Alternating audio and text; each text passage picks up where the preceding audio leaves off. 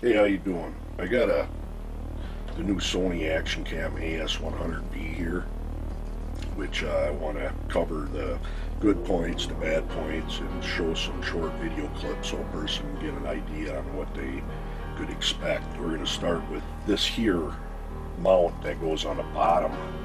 It's pretty handy. This comes with the camera. You screw that on and enables you to sit the camera anywhere without it tipping over, unlike the other ones. And then it's got a 1/4-inch tripod mount on the bottom where you can mount the camera outside of the housing on a tripod or something and not worry about it. This camera is also splash proof, which is a real good feature because unlike the other ones you're worried about getting them wet, this will fit in the old like headband housings like so, and don't have to really worry about the elements as much. If it's raining or not, you can still run a camera like that. This housing it comes with is real nice. When you have your basically can run all your controls from the outside of the housing, leave your camera in it. But one thing that I think is kind of dumb is this domed front door comes with this camera, which when you're underwater it distorts the image. Wouldn't be no big deal if you could put another lens on there, but the problem is, number one, that does not come out and it's stuck in there. And even if it did come out, all these flat doors and stuff, which I got one here, will not fit on this housing. So expect to have to buy another housing if you want to run a nice flat door for underwater viewing without being distorted.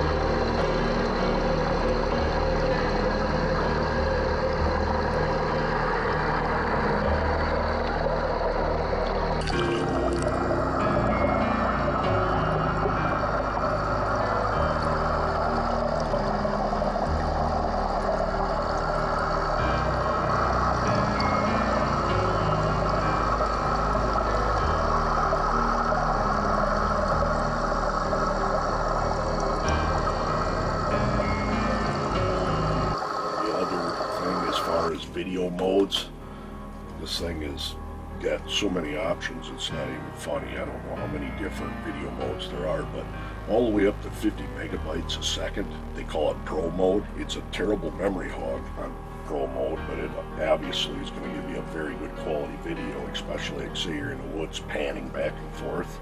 You're not going to see that jitteriness of a lower bit rate movie, but like up to 50 megabytes is just incredible. But now the problem with that is you have to realize not any SD card, micro SD card will work. And I started out using my old micro SD out of my old Action Cam, which was a SDHC class 10 scan disc, and it would not read it. When I go into the menu and try to go to Pro mode, it just flashed media. With it flashing media, meaning it's not going to read it. So I ended up having to purchase another scan disc, which is a SD, SDXC class, which enables you to go to a lot higher bit rate when you are, recording a movie.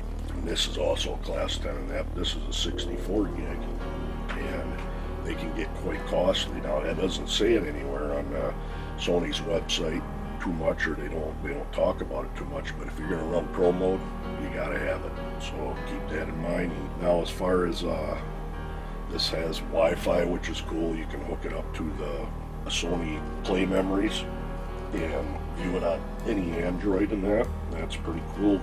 I've already used that quite a bit. It's pretty awesome. I've gone as far as probably 80 feet away and it still worked good. The other one was it's got Wi-Fi, and then you can also go to that Sony Play memories and impose basically a GPS data over a video and render it that way, which is very cool. I've already read quite a bit about people complaining about this. I don't know if you can see it, a red light that's on. If I shut this other light off, you'll see what I mean. Pretty bright light, and that does not shut off whether you're GPS is on or off, but when you're recording, that's stuck on. As far as movie modes, you got 120 and 240 frames a second. Recorded playback is normal, and you have sound with it, but you can, actually slow it way down with 240 frames. But I'm seeing a little issue with that when you try to play that back on. I guarantee if you got a normal computer, you're going to have issues trying to play that back and have a good quality. And even after you render it, it seems like I have a little bit of issues with it. So I have written Sony on it, and we're going to see what happens there. But all the other modes are just incredible, and real good. And it's looking to be a promising camera, and I'm sure I'm going to use it quite a bit. But now, one thing I want to do is I'm going to basically suction cup this to the front of a car, and we're going to go through every camera mode so you can see what it looks like, and that way you kind of know what to expect. But I'd say them are the good and the bad points on the camera, and so far I'm really liking it. It does have an incredible picture mode on it, which I really like. So let's go ahead and hook her up to the car and see how she does.